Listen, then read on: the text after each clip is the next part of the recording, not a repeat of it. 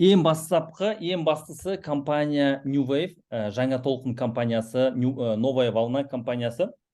Бұл ассоциация прямых продажға кіреді. Ол дегеніміз, қандай компаниялар? Ол алпауыт компаниялар кіретін ассоциация. Ол жерде Mary Kay, жаңағы Oriflame, Tupperware, Herbalife деген алпауыт компаниялар ол ассоциацияға кіреді. Ол ассоциацияға кіру үшін сіздің компанияңыз өте прозрачный болу керек жаңағыдай да. Толық сіз әр өнімге 12% НДС-ін төлеп, енді әр мемлекеттің жаңағы НДС әртүрлі ғой, сол мемлекетке жаңағыдай НДС-ін төленіп, толық партнерлармен прозрачный отношение жасап, жаңағыдай соның барлығын қағидаларын сақтағанда ғана сіз ассоциация прямых продажға кіре аласыз да. Ол дегеніміз ол өте жоғары, былай айтқан кезде авторитетный организация. Оған әрбір бүгінгі таңда ашылып жатқан сетевой компаниялар оның ішіне кіре алмайды. Не себептен?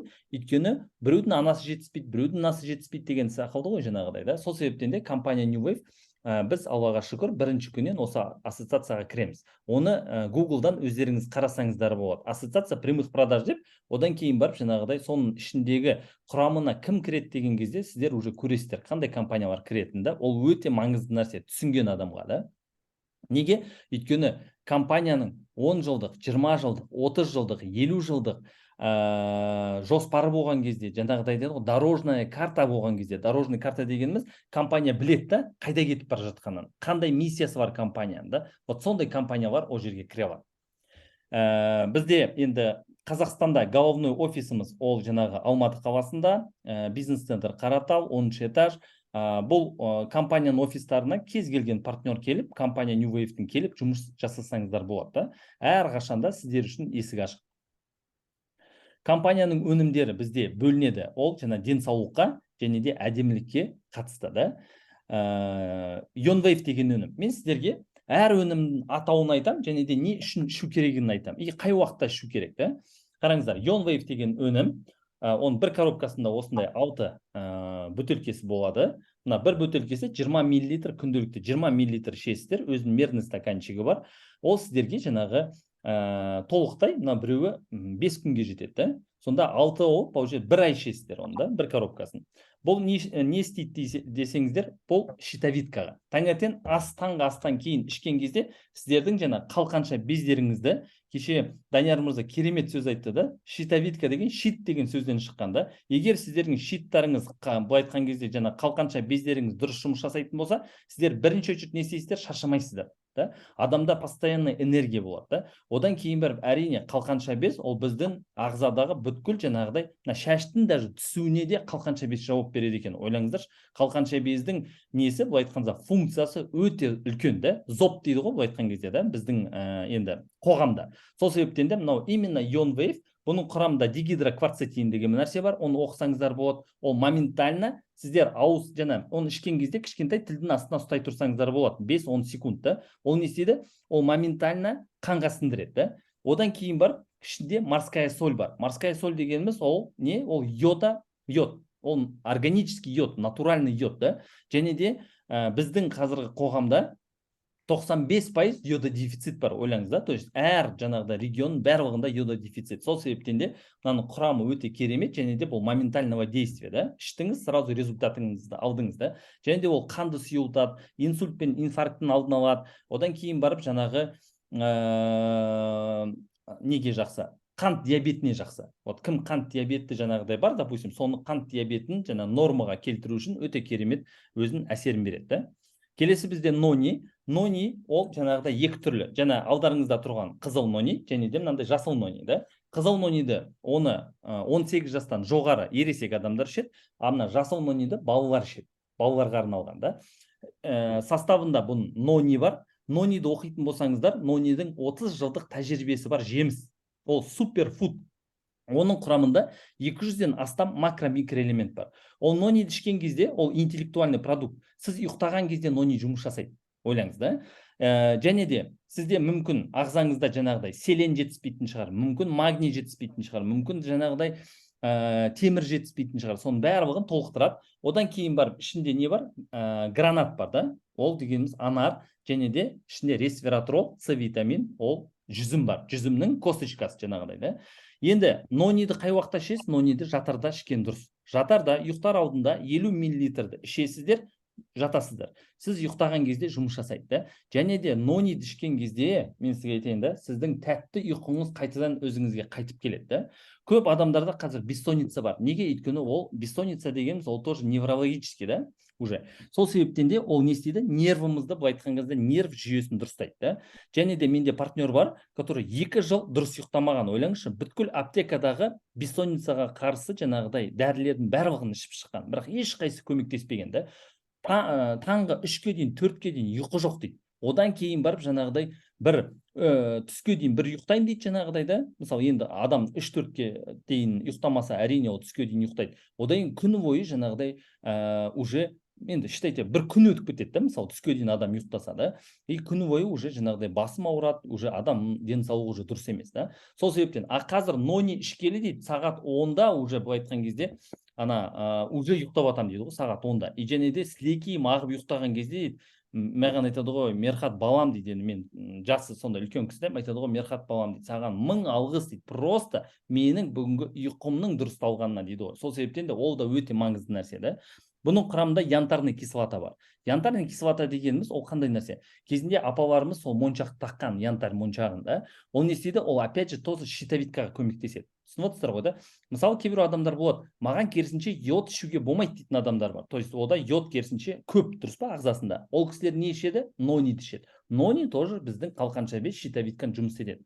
Сол себептен де нони, йонвейв жаңағыдай да, олардың жаңағы бізге ағзадағы ең бірінші не істейді? Иммунитетімізді күшейтеді. Иммуномодулятор да, қазір білесіздер, өте көп вирусный заболевание да. Именно сол вирусный заболеваниядан былай айтқан кезде біздің ағзамызды қорғап тұру үшін. Және де ең кереметтілігі да, адам күнде жаңағыдай, енді мысалы всю жизнь капсулированный продукт ішсе, например, да, адам енді как будто күнде капсула іше берсеңіз бір дәрі ішкендей боласыз, дұрыс па?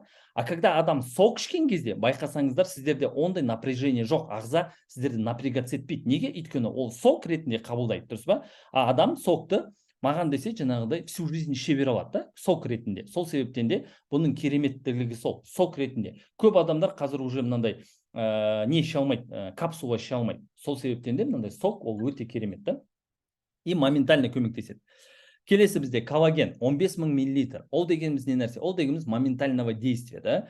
15 000 мл дегеніміз таза 15 грамм коллаген. Адам бір коробкасының ішінде 13 штук коллаген бар. Ол дегеніміз таза 150 грамм коллаген ішесіз. Ойлаңыз, 10 күннің ішінде.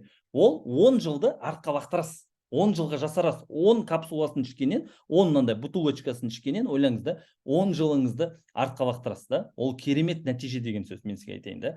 Сол себептен де ешбір енді мен білетін компанияларда 15 000 миллиграммы бар коллаген жоқ, мен сіздерге айтайын. Ол өте үлкен доза. Және де біздің коллаген ол как Феррари, ол өте сапалы коллаген. Ол моментального действия. Оның ішінде жаңағы айтқан мед те бар, селен де бар, цинк те бар. Бұның ішінде гиалуроновая кислота бар да, бұның ішінде жаңағыда витамин Е бар, витамин А бар да. Бұл коллаген бөлінеді. Energy, бұл дополнительно сіздерге энергия береді да. Мысалы, оны таңғы астан кейін ішіледі да. Слим деген ол фигураға арналған жаңағыдай. Бұны ішкен кезде адамда не істейді? Аппетитін тежейді да. То есть адам көп тамақ ішпейді да. И және де барлық негізі біздің коллагендерді ішкен кезде сіздің уже өзіңіздің жегіңіз келген дүниені ғана жейсіз да. То есть сізде жаңағыдай айтады ғой, бұл айтқан кезде анандай ашкөздік жаңағыдай да, тамақ кейбір адамдар болады көп жей береді мысалы. Ондай сізде басылады ағзада. Автоматически басылады. Неге? Өйткені сіздің бүкіл макро-микроэлементтеріңізді толықтырған кезде сізде уже ағзада жаңағыдай сіз керекті дүниелерді ғана жейсіз. Шөп жей бастайсыз жаңағыдай да, өмірі жемеген былай қарасаңыз да, каша жей бастайсыз. То есть адам автоматически не істейді? Дұрыс питанияға өзі ауыса бастайды. Неге? Өйткені ағзасы тек қана сондай тамақты қабылдағысы келеді. Өздеріңіз оны былай айтқан кезде өз ағзаларыңызбен дос болсаңыздар, чувствовать етесіз. Бір дәрігермен мен сұхбаттасқам, сонда сол дәрігер айтады ғой, Мерхат мырза дейді, қазір дейді, адамдар дейді, өз машинасын өз ағзасынан жақсы біледі дейді. То есть машинаны білет дейді, қай уақытта майын ауыстырғанын білет дейді да, мысалы да, қай уақытта майын ауыстыру керек екенін білет дейді, қандай бензин құю керек екенін білет дейді да, өз машинасын жақсы білет дейді, оның пробегін білет дейді жаңағыдай да. Ал өз ағзасын дейді, адам дейді танымайды дейді да. То есть оған қай уақытта детокс жасау керек, қай уақытта коллаген ішу керек, қай уақытта С витамин ішу керек дейді, оны түсінбейді дейді да. Мысалы былай қарасаңыздар да, сол себептен де біз өзіміздің ағзамызбен өзіміз не болуымыз керек, дос болуымыз керек да, оған керекті дүниені беруіміз керек.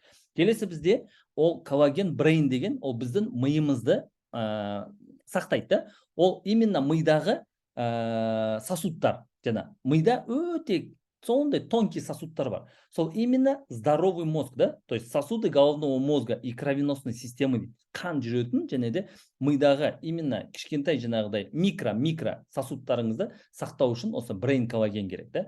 Бұл брейн коллаген балаларға да ішуге болады, мысалы болады ғой, слабоумие, немесе балаларыңыз жақсы сабағын оқысын десеңіздер да, мысалы да, балаларға да подпитка керек миға да, және де үлкен кісілерге, мысалы Альцгеймер, Паркинсон деген аурулардың алдын алу үшін.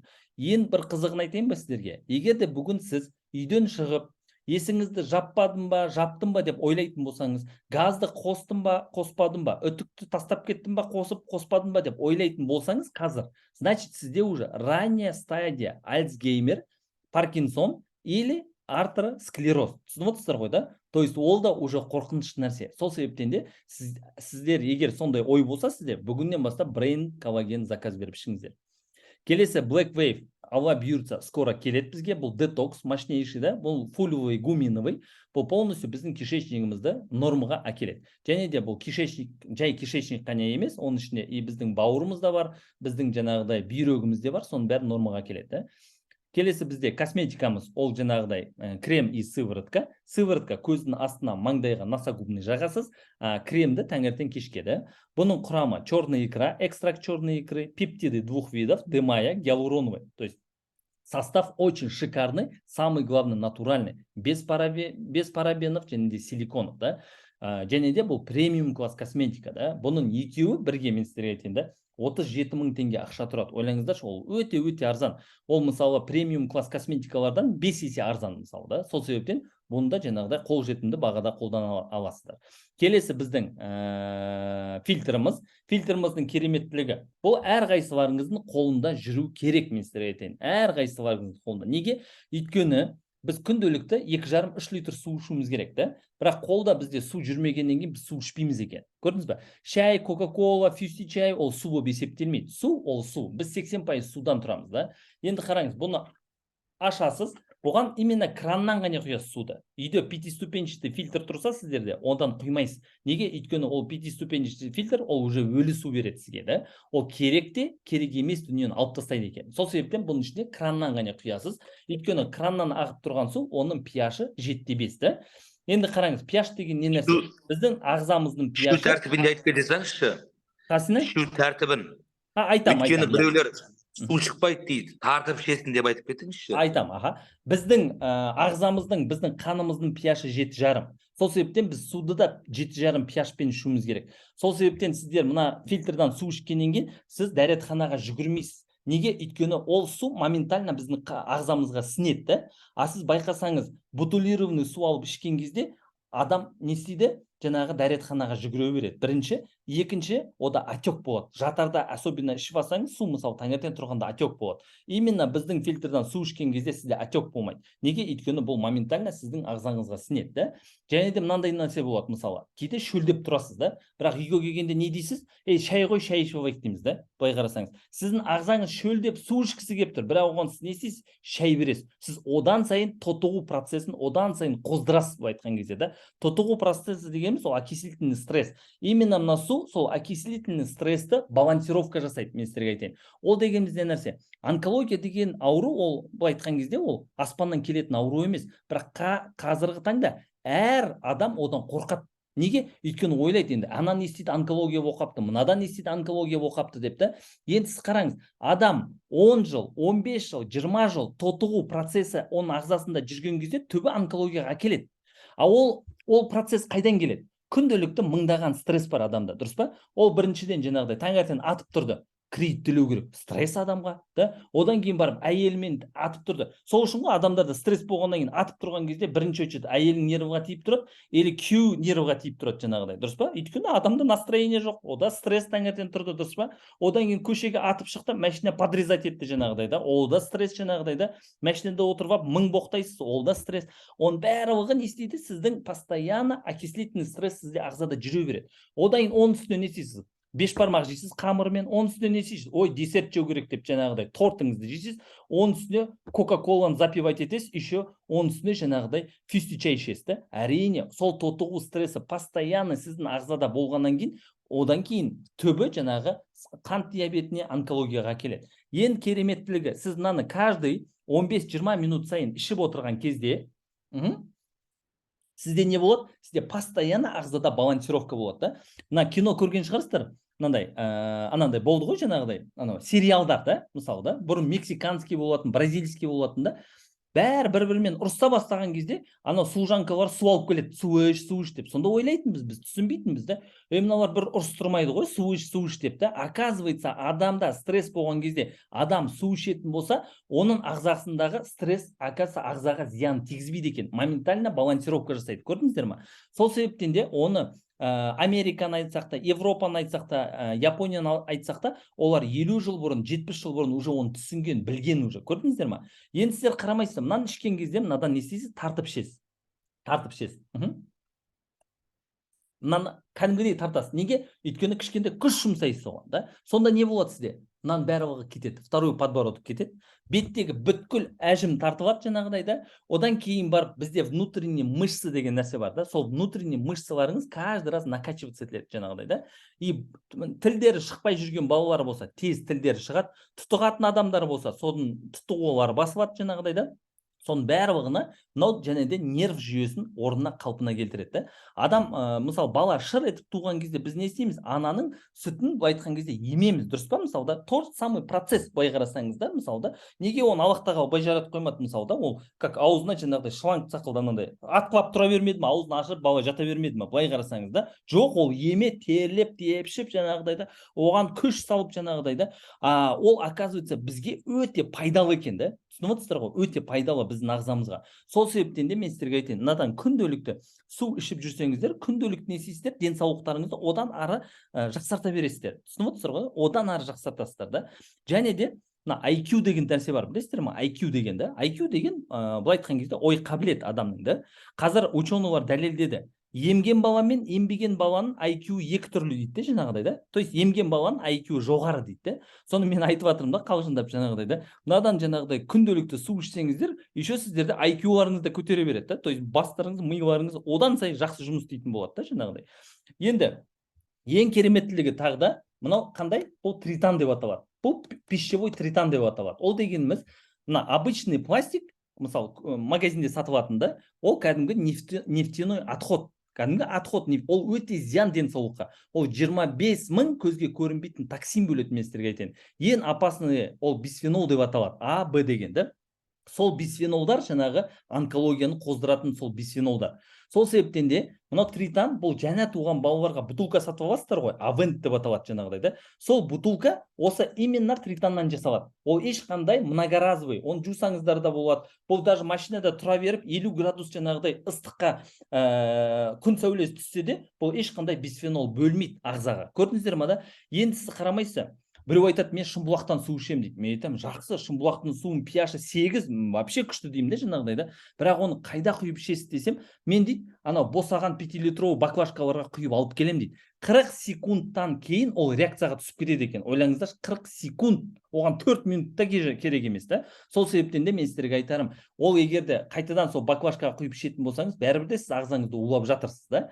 Енді мынаның ішіндегі картридж тұр. Ол картридж жаңағы айтқан тяжелый металл, ртуть, мышьяк, радиация, гормондарды ұстап қалады өзіне да. Су мыннан кіреді, мыннан таза су шығады. Ол ішіндегі картриджді жылына 1 рет ауыстырып тұрамыз. Мынаның ішіне жылына 1 рет ауыстырып тұрамыз мына картриджді.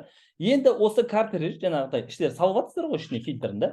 Осы картридж ауысқан сайын сіздің қалтаңызға $5 ақша түседі. Ойлаңызшы. Мысалға айтайын, ертең Алла бұйырса, алысқа бармай қойық. Бір Шымкенттің өзінде бұйырса, мынадан 1 миллион адам су ішіп жүрсінші, 1 миллион адам. Мысалы, бір семьяда сізде 5 адам бар ма? Значит, 5 бутылка керек сіздерге. 10 адам бар ма? Значит, 10 бутылка керек. Мына бір бутылканы алып алып, бүткіл бала шағамен кезектесіп ішпейміз надан. Өйткені бізде ауыз қуысында өзімізге тән әрқайсымызға бактерия бар. Сол себептен де мысалы зубной щетканы, бір зубной щетканы қоқой бәріміз тісімізді кезектесіп жуа бермейміз ғой. Әркімнің өзінің щеткасы болу керек. Дәл солай, әркімнің өзінің несі бутылкасы болу керек. Бала шағаңызда, немереңізде, балаңызда, әрқайсысында да.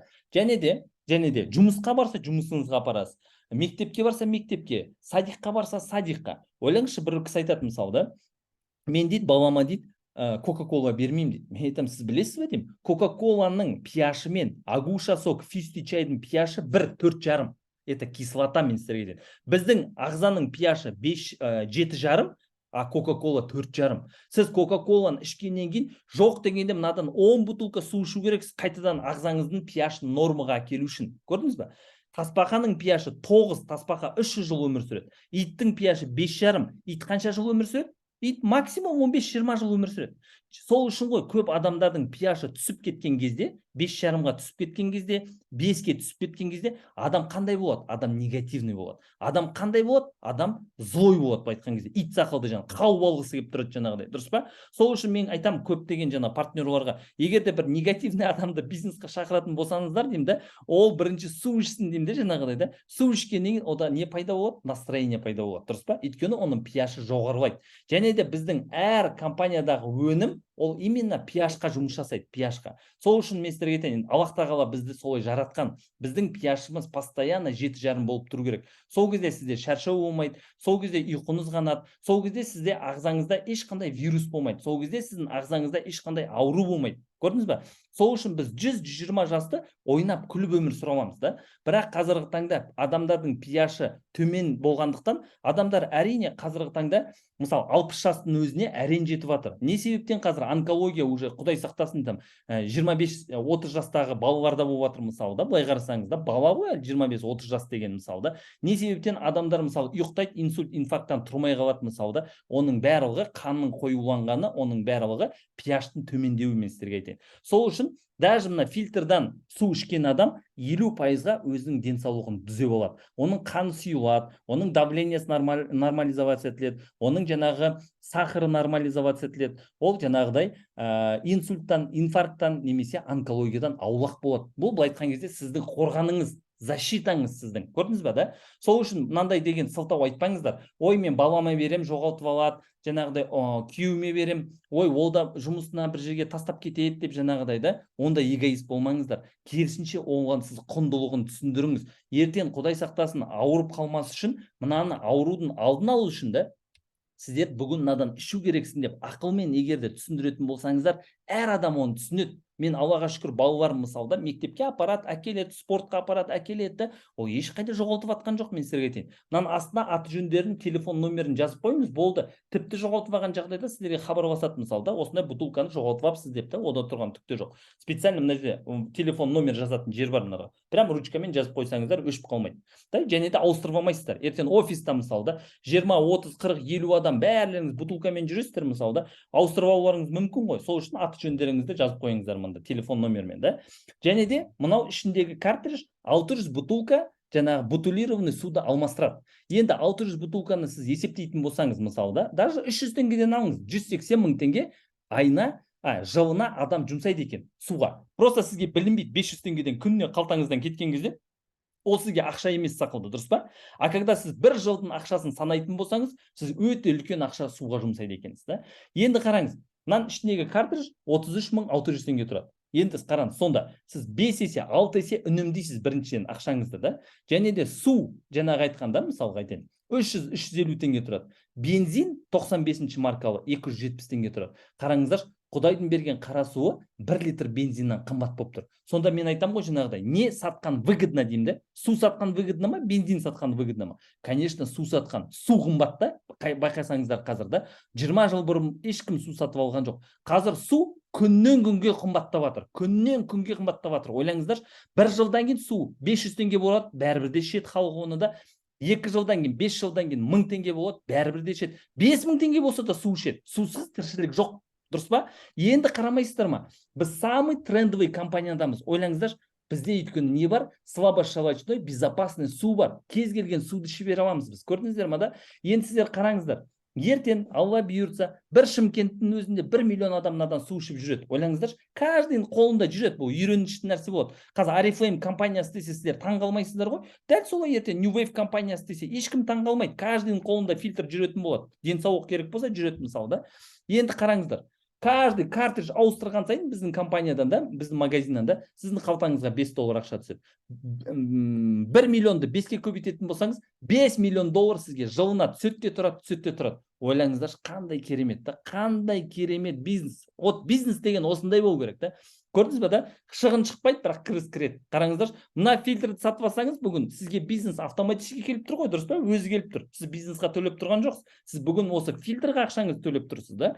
А енді сіз қараңыз, осымен еще бөліскен үшін адамға сіз денсаулық сыйлап тұрсыз. Сіз бұны пихать етіп тұрған жоқсыз, денсаулық сыйлап тұрсыз, дұрыс па? Ол сізге ертең алғысын айтады, батасын айтады, балғарасын береді. Сондықтан бизнес жасаған кезде дейді, егер де дейді, халық саған алғысын айтса дейді, батасын берсе сен көгересің дейді. Елі қарғысын айтса дейді, сен не істейсің? Керісінше өшесің дейді. Сол себептен де мен сіздерге айтарым, әр адам осы бізден, әр партнер су ішкен адам бізге күнде алғысын айтады. Неге? Өйткені мынау бұлақтың суы. А бұлақтың суын адам бір ішкеннен кейін сіз басқа су іше алмайсыз. Неге? Өйткені сіз білесіз, ол пластиктан ішкен су сізге қандай зиян әкеліп тұрғанын, дұрыс па? Мынадан ішкен су сізге денсаулыққа әкеліп тұрғанын білесіз. Ең кереметтілігі, даже осы бір фильтрдан су ішкеннен адамдардың бүгінгі таңда шаштары қарайып жатыр. Ол дегеніміз не нәрсе? Значит, ағзада минерал толықтырып жатыр деген сөз. Шаш қараю деген сөз, минерал толықтырып жатыр деген сөз. Түсініп отырсыздар ғой да?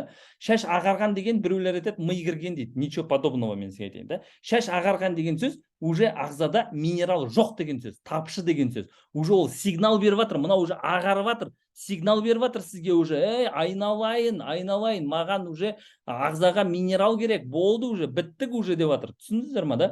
Кезінде аталарымыздың, апаларымыздың шаштары қашан ағарған? 70-ке 80-ге келгенде ағарған. Қазір 15 жастағы балалардың шаштары ағарып жатыр. Неге? Өйткені ішкендері Кока-Кола, ішкендері Фюсти чай, ішкендері Агуша сок. Сол үшін мен сіздерге айтарым, бүгін просто кеңінен кішкентай айттым да сіздерге. Мына фильтрді, чтобы әрқайсыларыңыз қолдарыңызда жүру керексіздер. Ол міндет сіздерге да. Ол мәселе бизнес үшін емес, сіздердің денсаулықтарыңыз үшін. Әрқайсыларыңыз тастамай мына фильтрдан су ішсеңіздер, ертең. И және де бұл отекті кетіреді. Егер де бүгін мысалы салмағыңыз сізде жоғары болса, жоқ дегенде бір айдың ішінде сізде 10 кило салмақ жай ғана фильтрдан су ішкеннен сізде кетеді. Неге? Өйткені оғанға дейін сіз қышқыл су іштіңіз, шай іштіңіз, олардың барлығы межклеточный пространствода просто отек беріп тұр да сізге. А когда сіз дұрыс су ішкен кезде бұл клетканың ішіне кіреді ғой, сол отек кете бастайды сіздің ағзаңыздан. И бір айдың ішінде әлі отзывтарды айтасыздар, 5 килограммнан 10 килограммға дейін сіздерде отек кеткен кезде уже жаңағыдай кәдімгідей құлпырып шыға келесіздер. Мына отек кеткен кезде. Оны бұйырса Алла жазса чатта жазасыздар әлі, да? Келесі бізде компанияда нежвачка. Да, нежвачка дегеніміз не нәрсе? Ол ауыз қуысындағы бактерияларды жаңа стоматитпен, мысалы часто болады, адамдарда стоматит шыға береді, немесе ангинамен ауыра беретін адамда. Соларға керемет, және балаларға керемет көмектеседі. И хитозановый комплекс. То есть хитозан дегеніміз біздің бауырымызды қалпына келтіретін минерал. Вот өте керемет көмектеседі хитозан. Сол үшін бұл өте пайдалы денсаулыққа.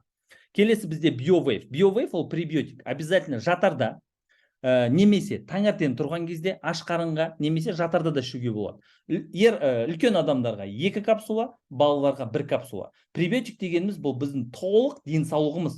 Біздің кишечнигіміз дұрыс жұмыс жасайтын болса, бүткіл ағза дұрыс жұмыс жасайтын болады. Және де иммунитетіңіз мощный болады.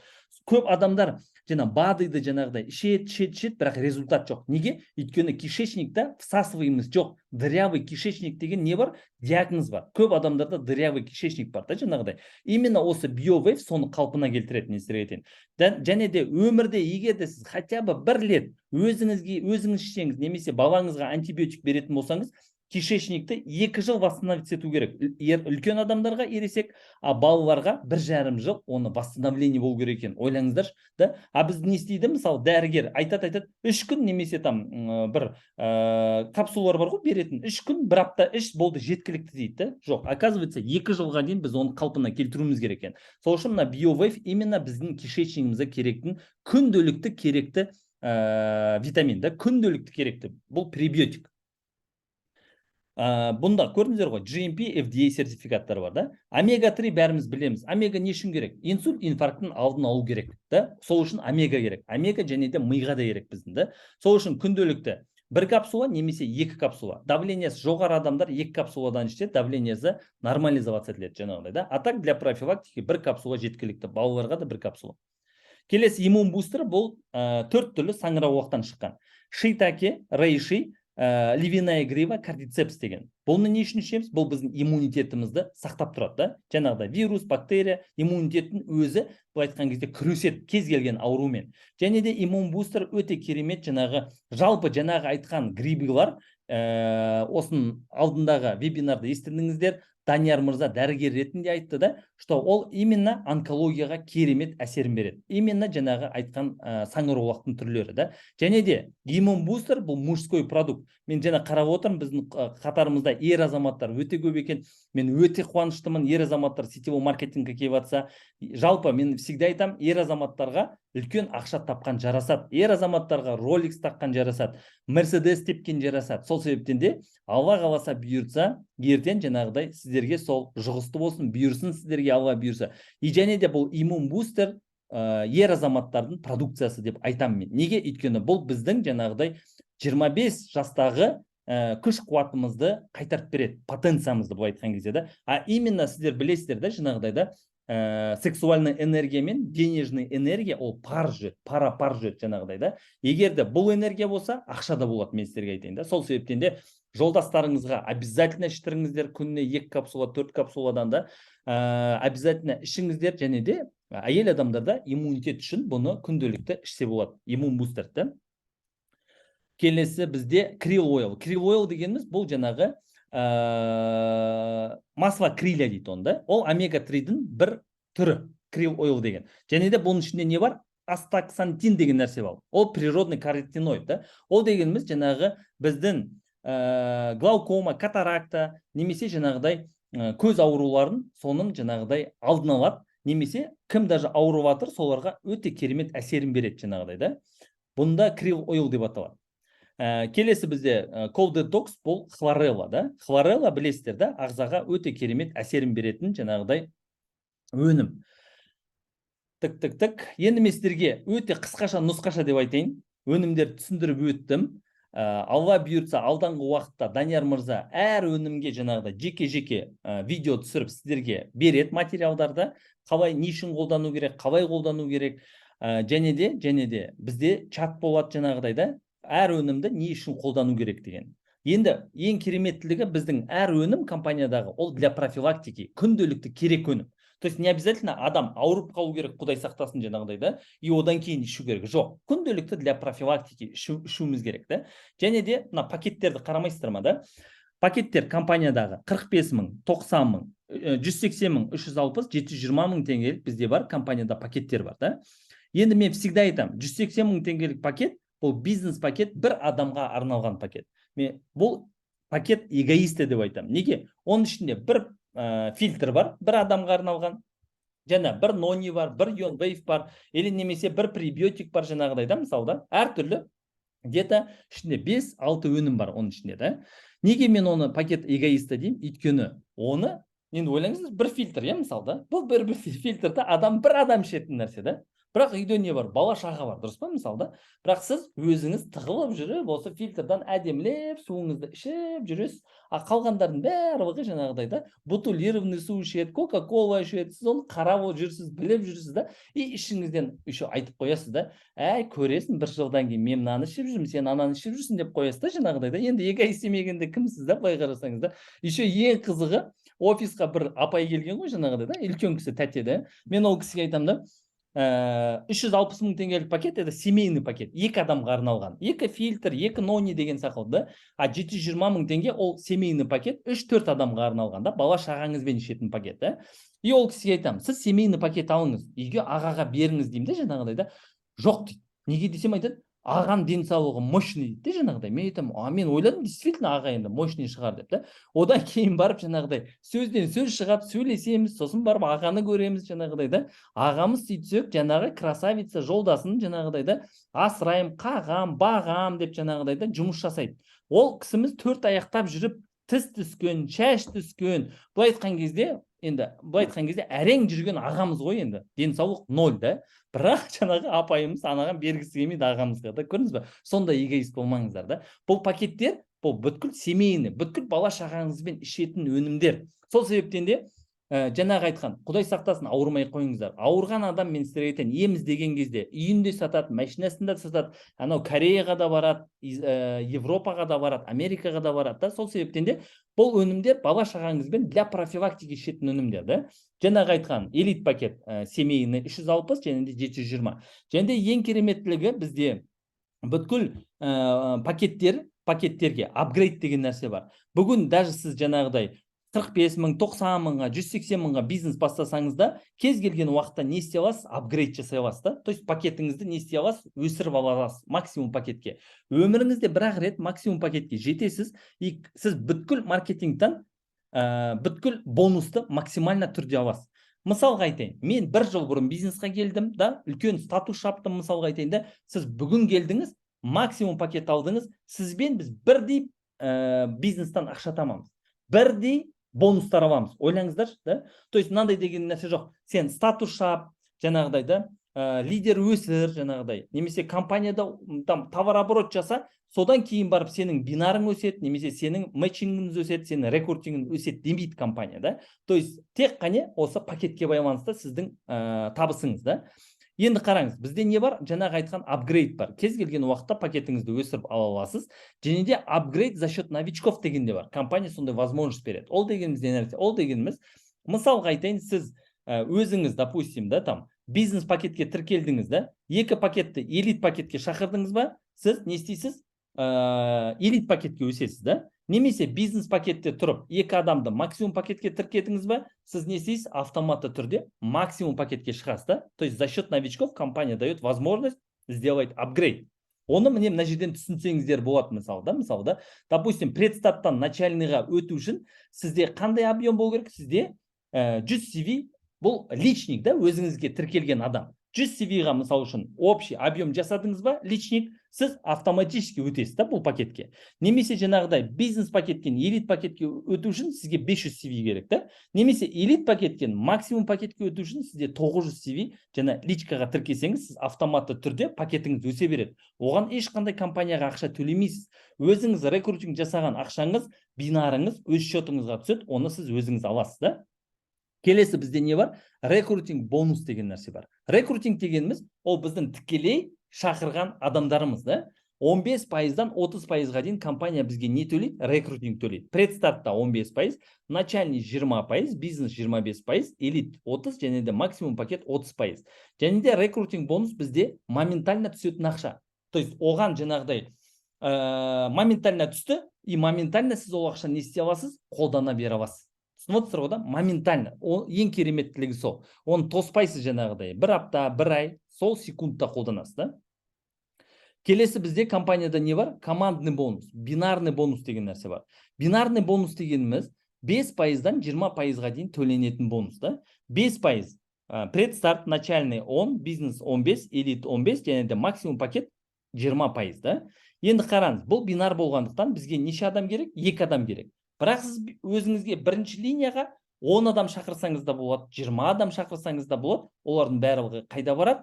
Переливпен сол команданың астына, немесе солға, немесе оңға түсіп отырады автоматически. Біз неге жұмыс жасаймыз? Біз глубинаға жұмыс жасаймыз, да?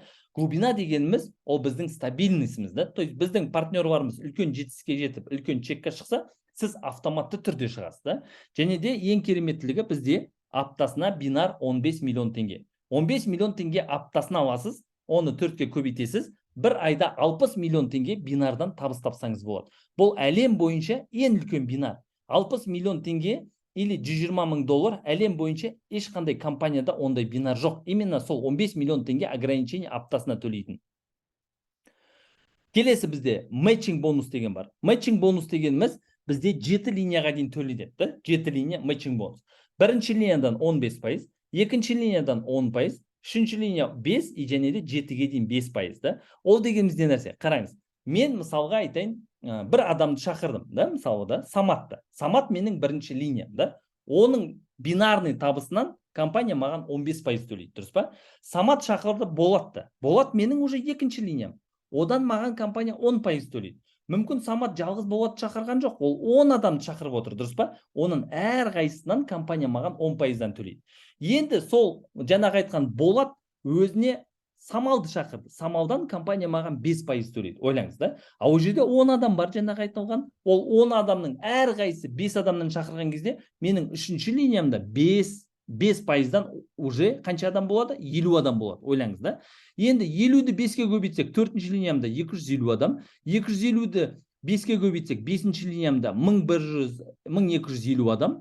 Енді 1250 адамды 5-ке көбейтсек қанша болады? Уже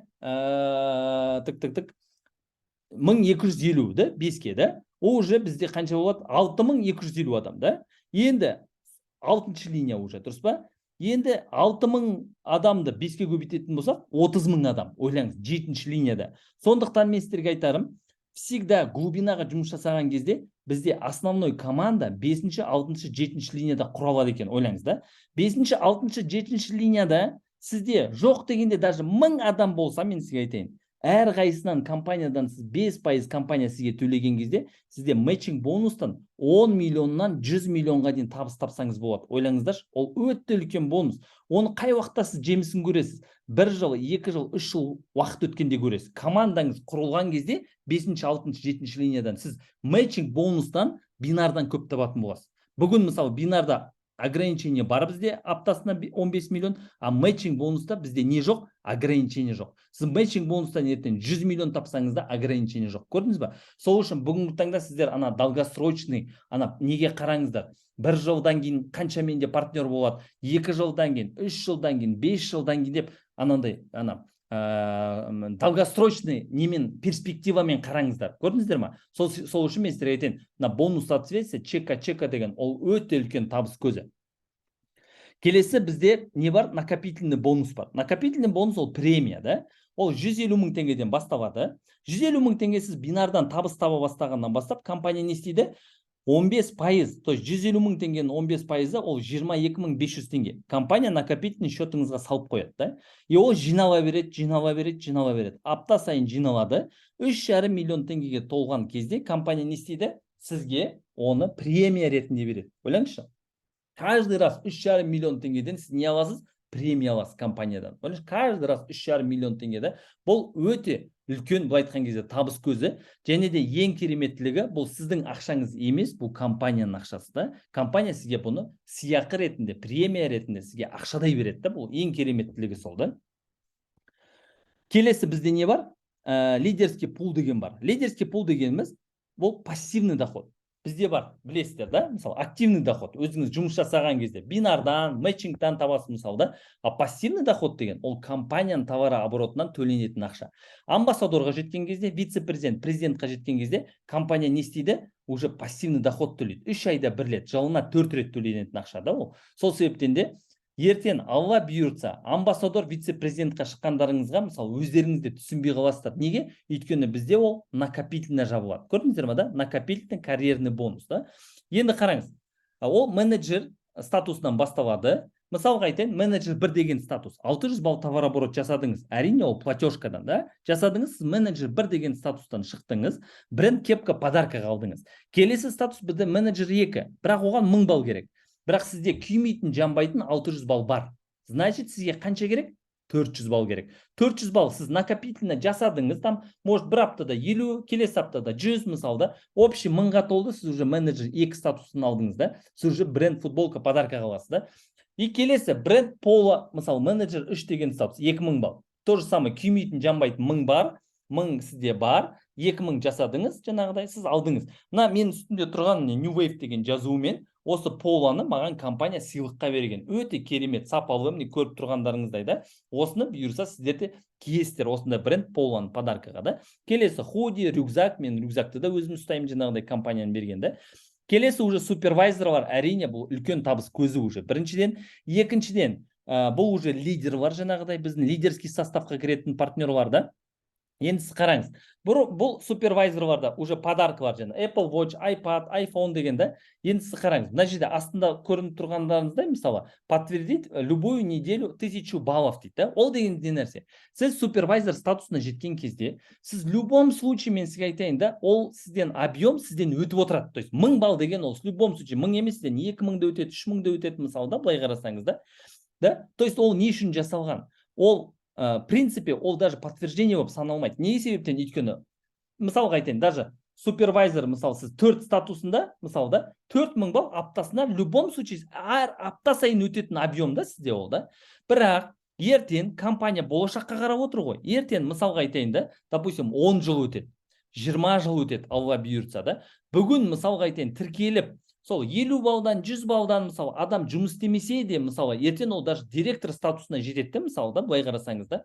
Бірақ ол адам ешқандай жұмыс істеген жоқ, ешқандай еңбегін сіңірген жоқ, ешқандай нәрсені вообще түсінбейді де компанияны да. Кезінде просто 2 адам шақырып қойған, мысалы да, табысын алып отыр да. Оған ешкім нетпейді да. Бірақ ол ертең директор статусына сөйтіп накопительно 100 балдан жеткен кезде, ол не істеу керек? Ол уже как директор ретінде, директорский составқа кіру керек, жаңағыдай компанияның дамуына үлесін қосу керек, мысалы да. Сол үшін сондай жағдай болмас үшін компания burada жаңағыдай единожды да, ол в любом случае ол объем сізден өтіп жатыр, мысалы да. Сізден накопительно, мысалы үшін 100 000 балл жиналды, накопительно жиналды, 10 000 балдан, 5 000 балдан, 15 000 балдан, 1000 балдан жиналды, мысалы да. И кез келген аптада, мысалы, сізден ол временной ограничение уақытпен жоқ, мысалы да. 10 000 балл өтті, сіз уже директорский статусты жаңағыдай подтверждение жасалды, сізде статус жанды, Ерхат мырза, алдыңыз, және де Ерхат мырза, да. Ерхат мырза, ол объем спокойно жабылады, потому что бізде 130, 200, 250-ге дейін. Вот, сол сізге соны, Данияр мырза, ертең просто мынаны оқытқан кезде түсінік, адамдарға түсінік болу үшін айтып жатыр да, жаңағыдай да, ол в любом случае өтетін объемдар, мысалы да. Спокойно ол. Что бұл один раз деп тұр. На всех раз деп тұрған жоқ қой. Ол кезде сіз ол статусқа барған кезде сіздің командный малы веткаңыздан 100 000 өтетін болады. 100 000 өтетін болады. Кемі 100 000, максимум 250 000-ға дейін өтіп отыр ғой қазір. Данный момент бізде. Сол себептен де компанияда жаңағындай, чтобы былай айтқан кезде, анада енді ойлаңызшы, 1000 директор шықты да, мысалы да, олардың барлығы еш нәрсе өздері түсінбейді, қайда келгенін, не істеп жүргенін былай қарасаңыз. В любом случае, былай айтқан кезде бізде не болу керек? Бізде сапа болу керек да. Ертең бізде не бар? Бізде директорский жаңағыдай кеңес бар. Бізде не бар? Бізде директорский специальный компанияның үлесін қосып атқан, дамуына қосып атқан, мысалы үшін әртүрлі выездар бар жаңағыдай да. Соның барлығына уже сапалы адамдармен бірге дамыту үшін жаңағыдай осындай жаңағыдай один раз деген жасалған дүние. Сол үшін ғана. А так ол и так өтетін дүние. Келесі амбассадорларға компания Мальдивский острова 2 адамға беріледі. Келесі вице-президенттарға жаңағы швейцарский сағат жаңағыдай подаркада. Келесі премиальный городской седан да. То есть ол жаңағыдай машина в подарок да. Бірақ мен сіздерге айтайын, ең қызығы, мына президент статусына жеткенше сіз уже 10-20 машинаңыз, ана бүткіл автосалон сатып аласыз ғой, өзіңіздің апта сайын тапқан табысыңызға. Жоқ дегенде, сіз уже президент статусында сіздің апталық табысыңыз 25-30 миллион теңге болады. Біз оның бәрін есептегенбіз жаңағыдай да. Жоқ дегенде, айына сіз 100 миллион табыс табасыз. Жаңағы бір партнерім айтады ғой, мен дейді, ай сайын дейді, хотя бы 15 миллион, айына 60 миллион тапсам дейді, мен ай сайын бір пәтер алар едім дейді. Кеше айттым ғой сіздерге. Ол пәтерді не істейсің десем, мен жалға берер едім дейді. Мен 100 пәтер сатып алып не істейсің деймін де. Сол үшін бай қарасаңыз енді әптен біздің миымызға бір квартира алып, оны жаңа арендаға берген деген, бай қарасаңыз, ең бір пассивный доход сақалып көрінеді. Сол себептен де мен сіздерге айтамын, Алла бұйыртып осы статусқа жеткен кезде сіздерге ай сайын 100 миллион теңге бұйырса табыс түссін, Алла жазса. Келесі бізде ол клуб основателі да. Оған кірген адам әрине ол құрылтайшылардың қатарына кіреді. Ол адам әрине бала шағасына мұра етіп тастайтындай, бұл ол компанияның былай айтқан кезде соучредителі болады, құрылтайшысы болады да. Енді былай қарасаңыздар да, былай қарасаңыздар. Сол клуб основательға кіріп отырған адам да, ол анау Америкадағы Джон емес, немесе Австралиядағы Майкл Абрахамс емес да, ана біреу Ресейдегі жаңағыдай Вася емес жаңағыдай. Аллаға шүкір, өздеріңіздің алдарыңызда отырған қазақтың қара баласы. Бүгін осы клуб основательға компанияның кіріп, осының жемісін жеп, бүгін бала шағама айтқан кезде мұра етіп жазып қойдым да осы компанияның ертең алла бұйырса жемісін жейтін дейді, алла жазса. Сол себептен де былай қарасаңыздар, ол клуб основательға сіздердің әрқайсыларыңыз компанияның үлесіне, дамуына қосқан адам бұл құрылтайшылардың қатарына кіреді, алла қаласа бұйырса. Бүгін уже ниет жасап қойыңыздар, бұйырса осы клуб основательға кіруге де. Келесі бізде компанияда не бар? New Wave Travel деген дүние бар. Ол дегеніміз не нәрсе? Ол дегеніміз біз компанияда тегін жылына 1 рет немесе 2 рет саяхатқа шығамыз да. Оған қалай шығамыз ол саяхатқа? Сіздер қазір рекрутинг жасап жатсыздар.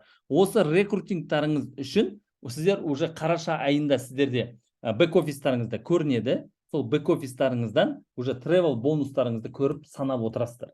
Сол travel бонустарыңызға сіздер тегін компаниядан жолдама аласыздар, алла бұйыртса. Оның ішіне жаңағы самолеты, оның ішінде жаңағыдай 5 жұлдызды қонақ үйі, оның ішінде тамағы, оның ішінде экскурсиясы, оның ішінде барлық осы саяхатта болатын дүниелердің барлығы соның ішіне кіріп кетеді жаңағыдай да. Бүткіл осы travel бонуспен. Travel бонусқа сіздер артық дүние жасап атқан жоқсыздар. Сіздерге компания статус шап деп атқан жоқ. Күнделікті істейтін жұмыстарыңыз, күнделікті рекрутингтарыңыз, күнделікті бинарларыңыз, сол үшін компания сіздерге еще отдельно travel бонус береді. Және де осы New Wave Travel бағдарламасымен алла бұйыртса біз бүткіл әлемді аралайтын боламыз.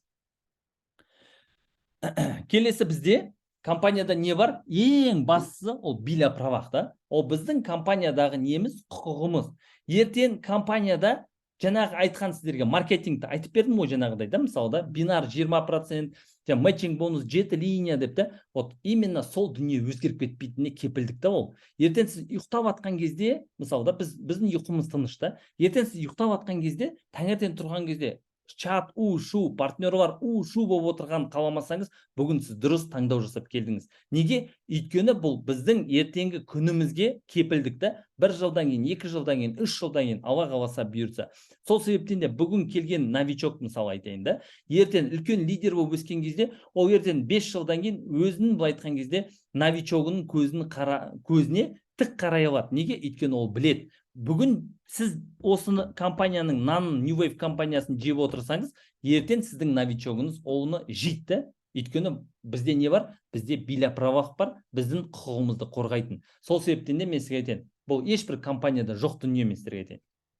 Келесі бізде не бар? Ежемесячная активность 35 CV дейді. Бірақ мен бұны ежемесячная активность деп айтпаймын. Мен бұны не деп айтам? Активационный бонус деп айтам. Өйткені сіздің әр партнеріңіздің айына 1 өнім алып қолданғаны, ол қайда кетеді? Ол сіздің бинарыңызға кетеді, ол объем. Ол сіздің матчинг бонусыңызға кетеді. Ол сіздің накопительный бонусыңызға кетеді. Ол сіздің статусыңызға кетеді. Қараңызшы, қандай керемет, дұрыс па? Оны жай ғана компания алдыртып отырған жоқ. Оған сізге бүткіліне жаңағыдай ақша төлеп отыр. Сол үшін ертең 5 жылдан кейін біздің командамызда 1 миллион адам болған кезде, мен сізге айтайын, даже ешкім тіркелмей қойсын новичоктарда, даже сол 1 миллион адам осы фильтрдан су ішіп жүргеннен мен сізге айтайын да, бізге 24 сағат ұйықтағанда, жатқанда, қыдырғанда, саяхаттағанда 24 сағат счетымызға ақша түсіп тұрады. Қараңыздаршы, қандай керемет бизнес та. Даже біз продукция қолданғанда бізге компания ақша төлеп отыр. Қараңыздаршы, қандай керемет та.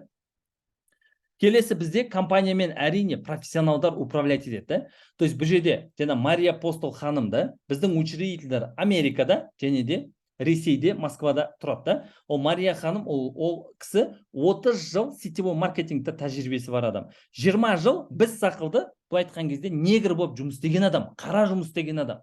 Сетевиктарды мен айтам, реально біз қара жұмыс істейміз да.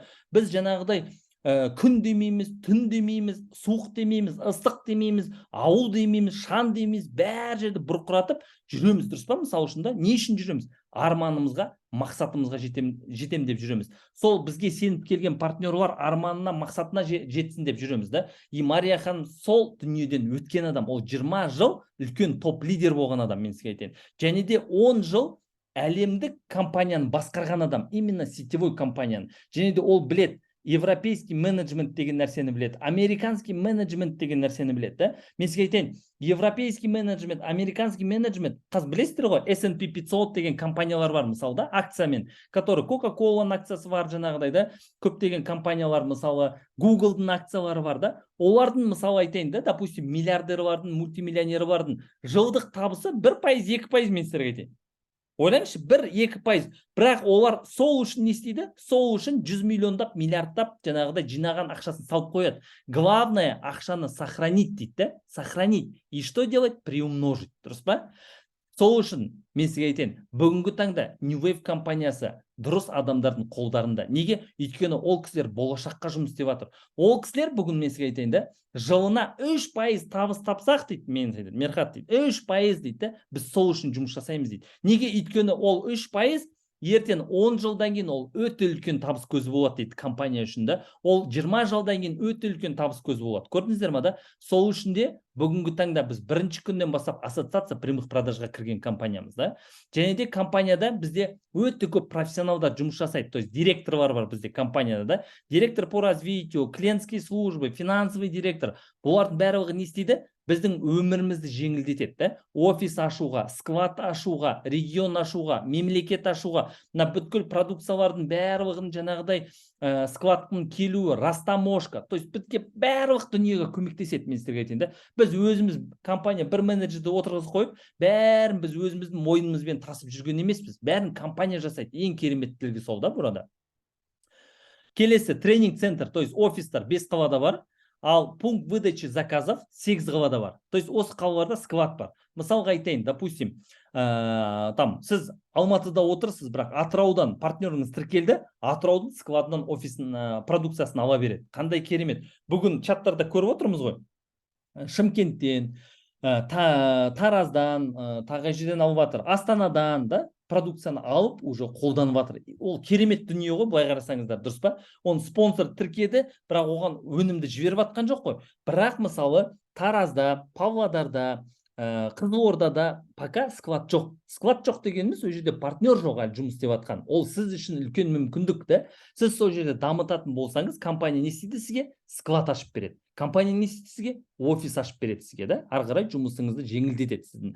Сол себептен пока склад жоқтар, доставка оформлять етесіздер, немесе жаңағыдай спонсорский помощь деген нәрсе бар. Біз сіздерге көмектесеміз. Продукцияларыңызды алып, моментально салып жібереміз жаңағыдай, да? Чтобы сіздер сол өнімді тездетіп қолдарыңызға алып қолдану үшін, немесе сіздердің партнерларыңыз, да? Келесі, ең керемет жаңалық, біз қазір әлемдік деңгейге шықтық та. Бізде New Wave Global сайты ашылды. Оны ашып қарасаңыздар болады. Сіздер бүгін үйде отырып, Қазақстанда отырып, Италияны, Германияны, Канаданы, Өзбекстан мемлекетін, Түркия мемлекетін бүгін отырып тіркесеңіздер болады. New Wave Global сайты арқылы бүгін отырып тіркесеңіздер болады. И және де ең кереметтілігі, продукцияны компания өзі апарып береді сіздердің партнерларыңызға. Ойлаңыздар, сіздердің жаңағыдай бэк-офистарыңызда ол адам пайда болады, жаңағыдай сізде қай мемлекетте болсын жаңағыдай да, және де оның жасаған объемы сізге келеді. И ол объемнан сіз не істейсіз? Табыс аласыз. Енді ойлаңыз да, мысалы да, сіз бір немісті тіркеп қойдыңыз. Ертең ол жерде миллион неміс осы продукцияны қолданып жатыр, осы суымызды ішіп жатырмыз да, фильтрдан да, мысалы да, сіз оны білмейсіз, танымайсыз, кім ішіп, кім жеп жатқанын да. Бірақ сізге компания 24 сағат ақша төлейді де тұрады. Сондықтан бүгіннен бастап сіздер уже Өзбекстан мемлекетін тіркеп берсеңіздер болады. Сіздерге тем более Шымкентке жақын тұр Өзбекстанда. Пожалуйста, Өзбекстаннан уже адам тіркеп командаларыңызды развивать етіңіздер.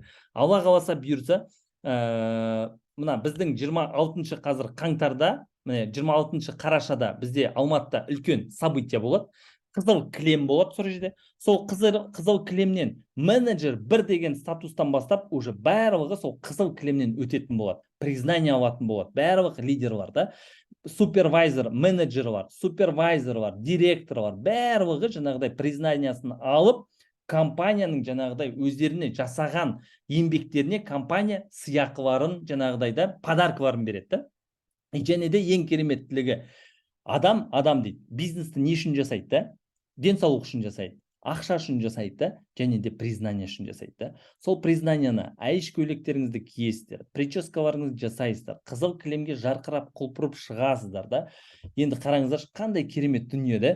И және де сіздер өздеріңіздің партнерларыңызды әкеліп сол жерге көрсетсеңіздер болады. Компанияның масштабын, компанияның болашағын, және де ол жерге президент компания келеді да. Президент компанияға тікелей сұрақтарыңызды қойсаңыздар болады. Президент компанияның тікелей аузынан өзі құлақтарыңызбен естисіздер компанияның болашағын, компанияның кепілдігін, гарантиясын.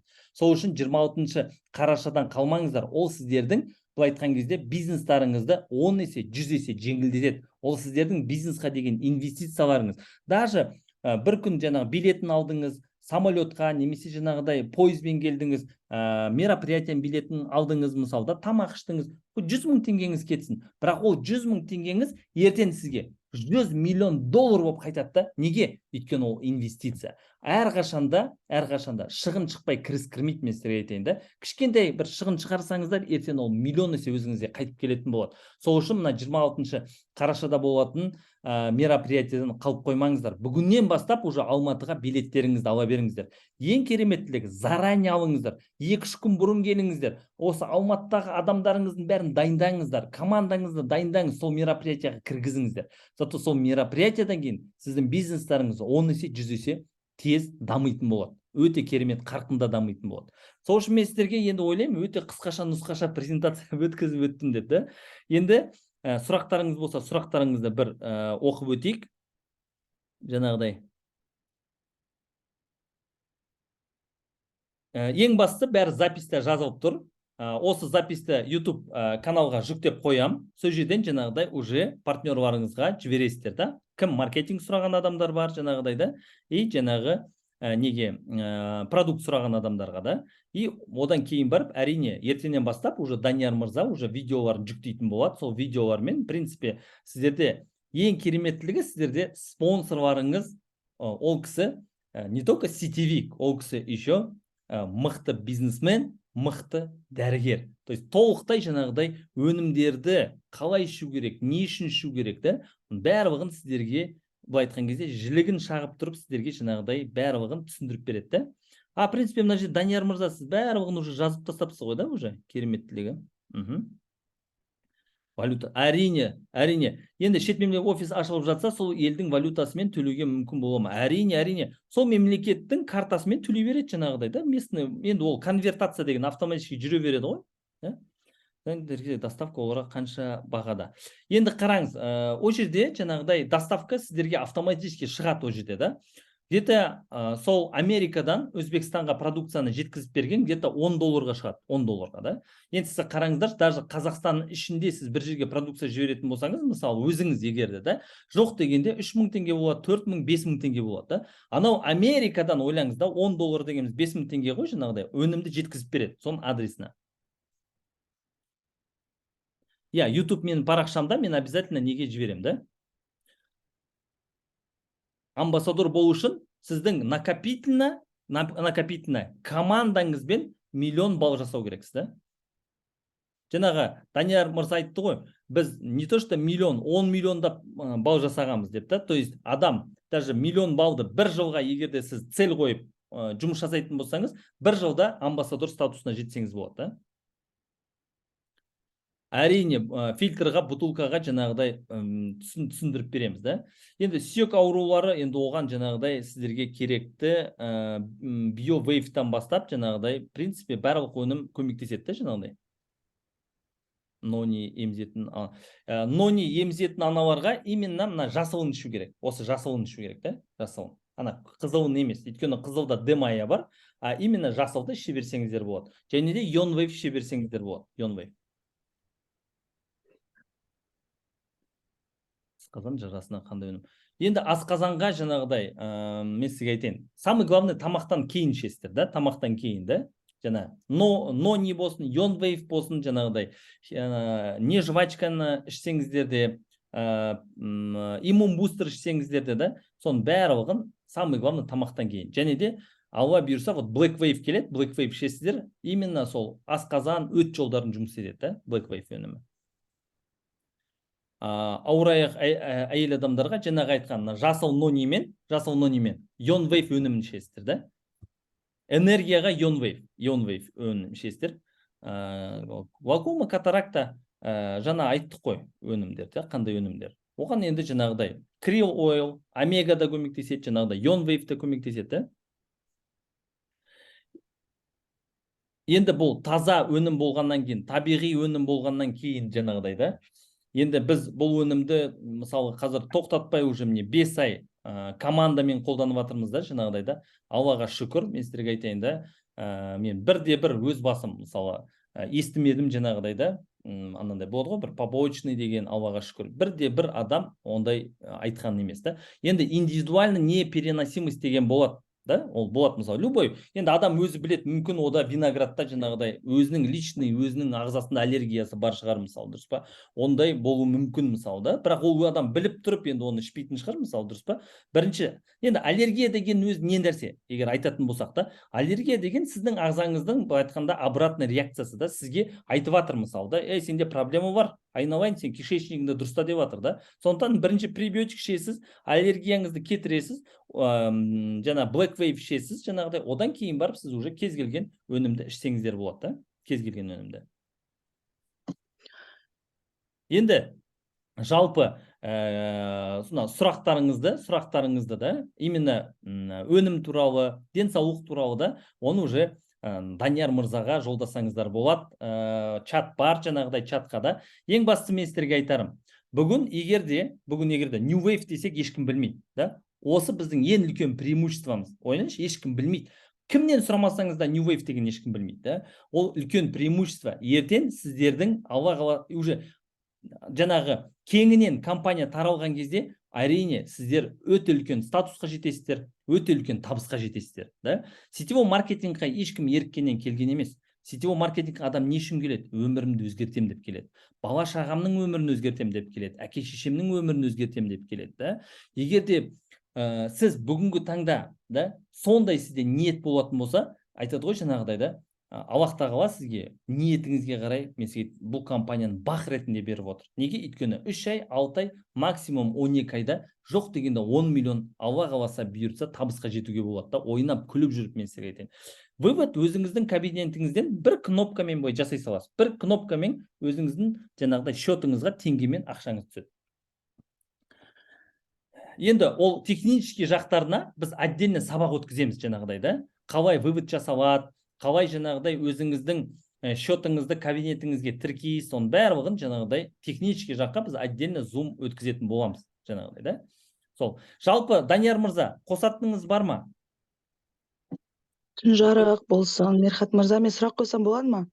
Аха, айта беріңіз. Мен қазір қосылдым зумға. Қазір танымамен тіркеліп жатырмын. Керемет түсіндіріп өттіңіз. Жаңағы ақшаны 5% шешіп аламыз да кабинеттен? Әрине, 5%. Каспиге, да? Төлемейді. Сосын сұрағым, неде бинарда урезание жоқ па? Бинардан, любой, хоть миллионшы глубинадан сіз ақшаңызды ала бересіз жаңағыдай, да, түсе береді. Единственный жаңағы айтып өттім ғой, аптасына компания 15 миллион теңге, айына 60 миллион теңге бинардан ақша төлейді. Енді мен ойлаймын, 60 миллион бинардан алып атсаңыз, нұр үстіне нұр деп, да, Алла бұйыртса. Көтерген пакетіне қарайды, процент, да? Жоқ. Именно бинардың ограничениесі 15 миллион пакетке қарамайды. Маған десе ең кішкентай пакеттің өзі 15 миллион алады. Күшті, керемет. Сосын мен Жытайдан тіркеліп жатырмын Рита ханым командасына. Шымкенттен алдыртам ғой өнімді. Ол жағында түсіндіріп айтсаңыз, не доставкамен?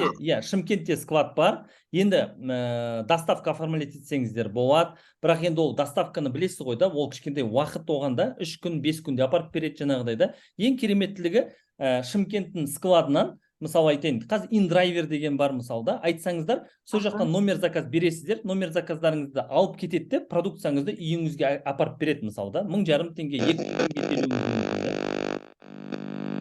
А так, әрине, доставка оформлять етсеңіздер, Қазақстанның түпкір-түпкіріне жаңағыдай жеткізіп береді өнімді, продукцияны. Офисте Данияр мырза болады ғой, да? Әрине, міне Данияр мырза алдыңызда отыр. Жетісайда болсаңыз көмектесе тұрамыз ғой, амалдай тұрамыз. Жетісайда да бір адамдар қосылады, бәрін қосамыз да салып жібереміз әйтеуір. Амалдай керек осы кезде. Егерде осы Алматының төңірегінде қосылып жатқан партнерлар болса, маған шықсаңыздар болады, мен осы жақтан организовать етіп, сіздердің өнімдеріңізді жаңағыдай складтан жеткізіп беруге әрекет жасаймын, да. То же самый Нұрболат мырза бар жаңағыдай көмектесетін. То есть біз қазір Иә, бәріміз бір-бірімізге көмектесеміз. толықтай 3 ай, мысалы 3 ай біз уақыт алдық. 3 айда сіздер уже үлкен жетістікке жетіп, 3 айда сіздерді өніммен жаңағыдай толықтай қамтамасыз етіп, бәріміз бір үйдің баласындай сіздерді уже аяққа тұрғызып жібереміз де, Алла қаласа бұйырса да. 3 айда біз сіздерге толықтай көмектесеміз да. 3 айдан кейін уже складты ашылады, офисті ашылады, бәрін жасап тастаймыз да. Офис ашу үшін, мысалы, осы Жетісайдан мысалы ашу үшін офис компания барлығын өзі обеспечить етеді ғой, да? Әрине. Сіз осы 4 апта сіздер қазір қосылып жатсыздар. Қазір сіздер товарооборот жасап жатсыздар да. Тездетіп жаңағыдай айтып отырмын ғой, адам қосып товарооборот жасаңыздар. 4 аптаның товарооборотын біз қараймыз, компания қарайды, біз Данияр мырзамен оның барлығын жібереміз. Мысалы, Жетісайдың, мысалы, сіз лидерсіз ба Жетісайдың, сіздің ID-іңізді жібереміз, сіздің командаңызды компания көреді, қанша оборот өткенінде. То же самый Кентау, то же самый Тараз жаңағыдай да. И одан кейін барып, уже сіздерге сіздің товарооборотыңызға тиесілді суммаға компания офис ашылады да, сол жерден. И одан кейін барып, әрине, келесі айда тағы да сол товарообороттан асырып беріп жаңағыдай товарооборот жасап жатырсыз ба, сізге уже әрине сол қаладан склад ашуды жаңағыдай жоспарлап, жаңағыдай уже склад ашамыз да. Рахмет. Данияр мырза, өзіңізге сөз кезегі. Саламатсыздар ма? Сұрақ қойсам болады ма? Қойыңыз, давайте. Рахмет, Мирхат мырза, жақсы түсіндірдіңіз. Мен бір сұрағым бар еді, мысалы, амбассадор болу үшін, сіз 1 миллион балл деп айттыңыз ғой, объем. Сол 2 веткада бірдей болу керек па? Және ол жерде общий командный объеммен саналады ма? Әрине, тек өзіңнің адамдарынан емес, общий командный объем, 2 ветка бірдей болу керек. Әрине, ол платежный ветка, да?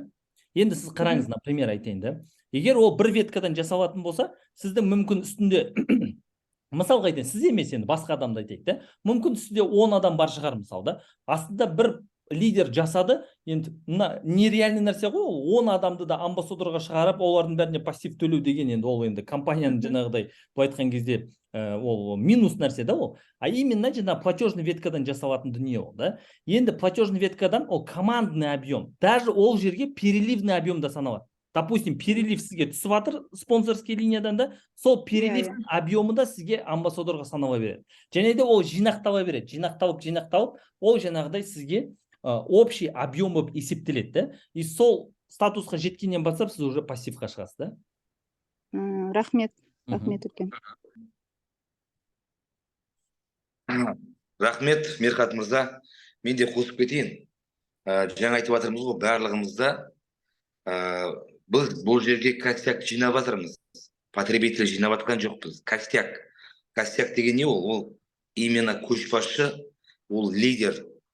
Яғни самостоятельно өзінің денсаулығына, өзінің тағдырына, өзінің бизнесіне жауапкершілікті алған, және де қаншама артынан адам ерте алатын, адамдарға көмек көрсете алатын, және де дубликация жасай алатын.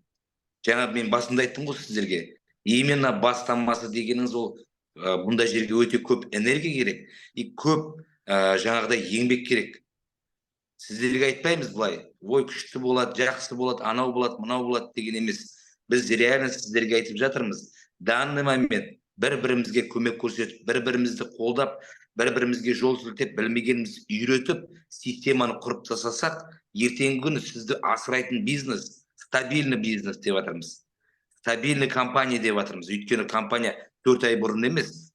Компанияның тарихы 10 жылдық тарихтары бар. Өйткені ондай тарихы болмаса, жаңа ассоциация прямых продаж дегенге кірмейді.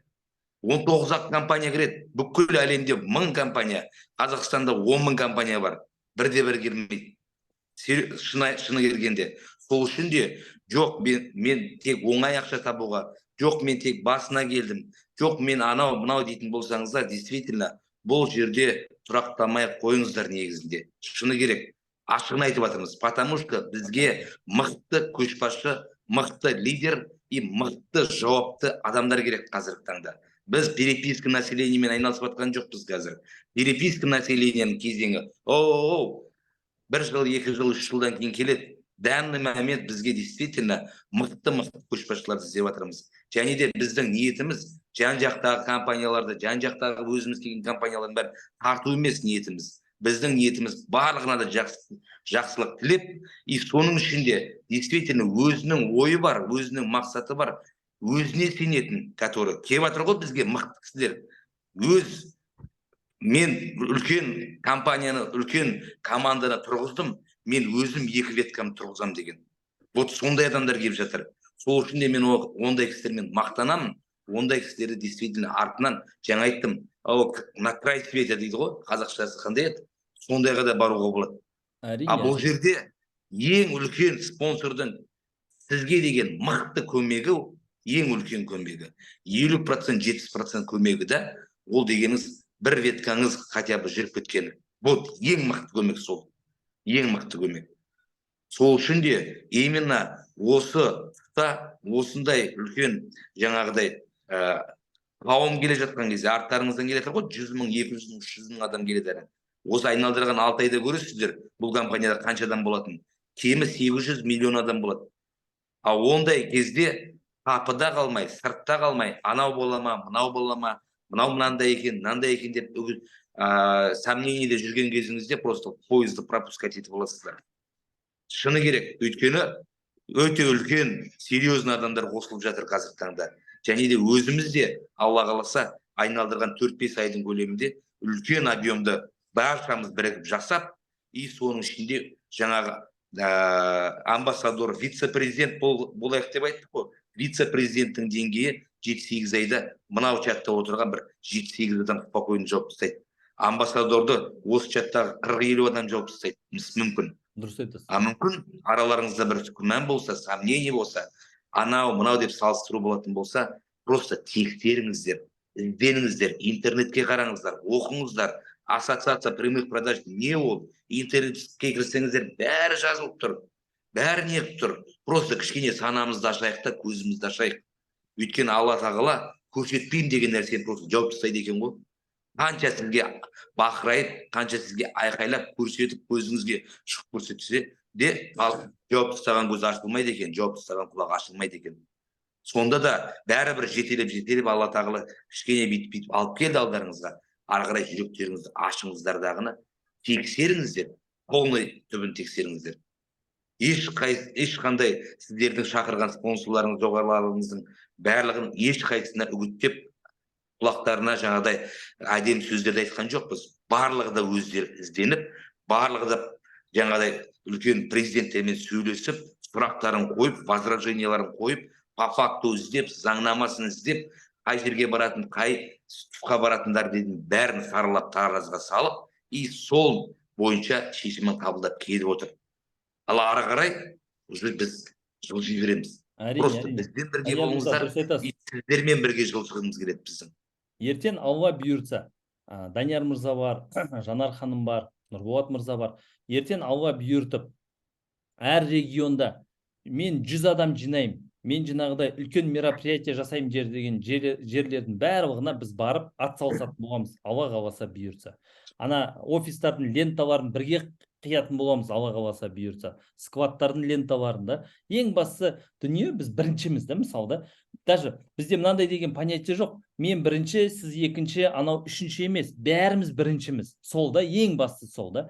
1 жыл, 2 жыл, 3 жыл уақыт өтеді, мен сізге айтайын да. Вот сол кезде екіншілер, үшіншілер басталады. Дұрыс па, Данияр мырза?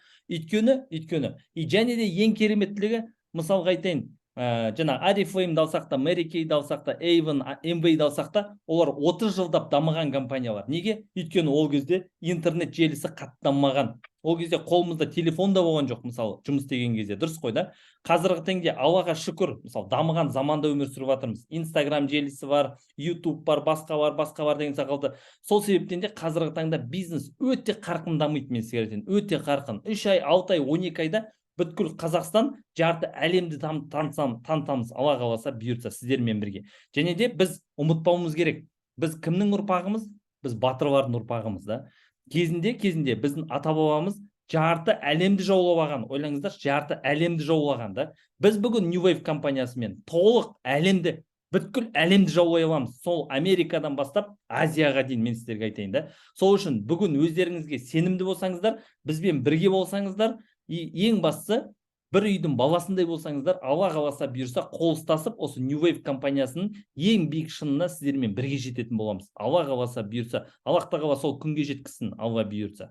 Сол себептен де мен сіздерге айтайын, қазіргі таңда Данияр мырза, Жанар ханым, ол кісілер видениесі бар адамдар. Олар бүгінгі күнмен өмір сүріп жатқан жоқ. Бүгін осыны жей қояйық, іше қояйық, бүгін табыс таба қояйық деп жатқан жоқ. Ертең Алла бұйырса біздің командадан 100 лидер шығу керек, 100 амбассадор шығу керек деп отыр. Олар кісілер бүгіннен бастап уже сіздерді уже амбассадор, вице-президент, президент қыдырып көріп отыр да. Вот солда ең басты дүние сол, мен сіздерге айтайын. Ең бастысы ол үлкен лидер, ол ең бірінші кімді ойлайды? Бірінші командасын ойлайды. Сол үшін де мен сіздерге айтайын. Енді Аллаға шүкір ғой, былай қарасаңыздар, уже бүгін 3-ші түн зум өткізіп жатырмыз да, Данияр мырза. Дұрыс қой, былай қарасаңыз да. Ол мысалы біз аптасына бір рет өткізіп қоямыз, немесе айына бір рет өткіземіз деп тұрған жоқпыз. Біз күнделікті өткіземіз осы зумды. Күнделікті. Пока сіздер аяққа тұрып, өздеріңіз осы зумды алып кеткенше. Және де ертең Алла бұйырса мен Ақтау қаласына ұшып бара жатырмын. 29 күні Ақтауда үлкен мероприятие болады. Мен чатқа жібердім, адресін барлығын. Сол жерге адамдарыңыз болса жіберіңіздер. Маған кеп лично жолықсын Мерхат мырза деп та. Не істеу керек? Қайда тіркелу керек? Қалай тіркелу керек? Және де сол жерде жаңағыдай кіммен байланыста болып, қай жерден продукцияны алу керек, барлығын көрсетіп, үйретіп кетем. Сондықтан 29 күні адамдарыңызды Ақтауда маған жіберіңіздер. Алла бұйыртса уже осы ай, получается, 31-не бітеді ғой да, Данияр мырза, осы ай. 31-і Алла бұйырса мен уже Алматыда болам. Ар жағында уже бізде жоспар, Алла қаласа бұйырса Шымкент. Шымкентке барып, шырайлы офистің лентасын қиып, сол жерде лидерлармен танысып, үлкен мероприятие өткізетін боламыз, Алла бұйырса. Сондықтан соғанда бүгіннен бастап уже дайын болыңыздар, Алла бұйырса. Сол, Данияр мырза. Онда, Данияр мырза, менде келесі негізі... Мырза, қайырлы кеш. Бір сұрақ бола ма?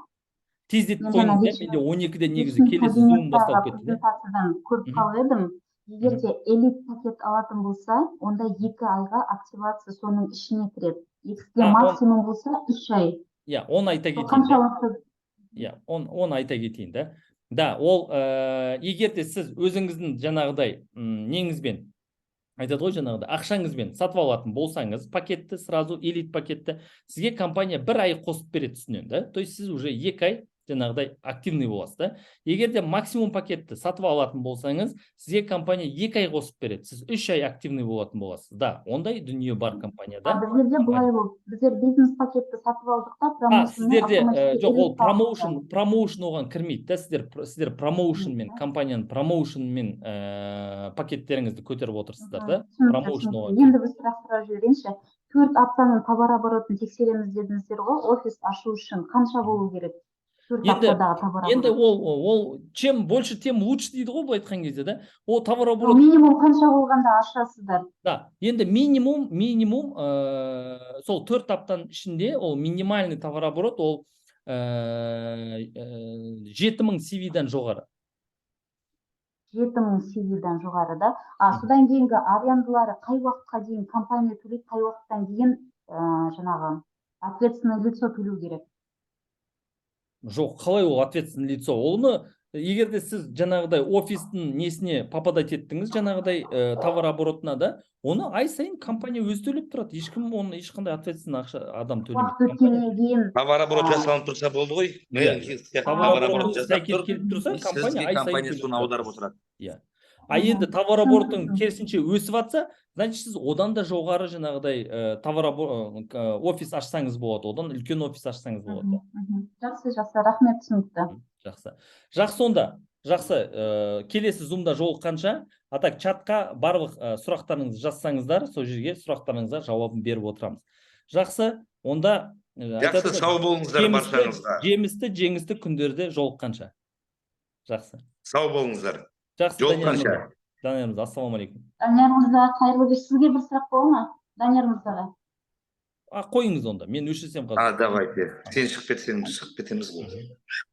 Данияр мырза, Шымкенттегі офистің ашылуы қай күні болайын деп жатыр? Алла қаласа ертең. ертең ертең да үлгермей кеткенмін. Мен бүгін Жанар ханыммен сөйлескен, бұйыртса вторник күні боламын Шымкентте. иә, вторник күнінде ашық тұрады ғой офис, келсеңіздер болады. Офис ол күнделікті Ертең жұмыс жасалады, алла бұйыртса. күнделікті жұмыс жасалады. Данияр мырза, бұйырса мен барған кезде лентасын бірге қиямыз, алла жаса. Алла қаласа, Алла бұйырса. Құдай қаласа. Жақсы, сау Данияр болыңыздар. мырза, мен сізді алып кетіп сіздермен бірге жұмыс жасайын деп тұрмын ғой. Құдай қаласа, бірге жұмыс жасаймыз барлығымыз. Жақсы, рахмет. Жолыққанша сау болыңыздар. Жақсы, рахмет. Қайырлы түн. Сау болыңыз.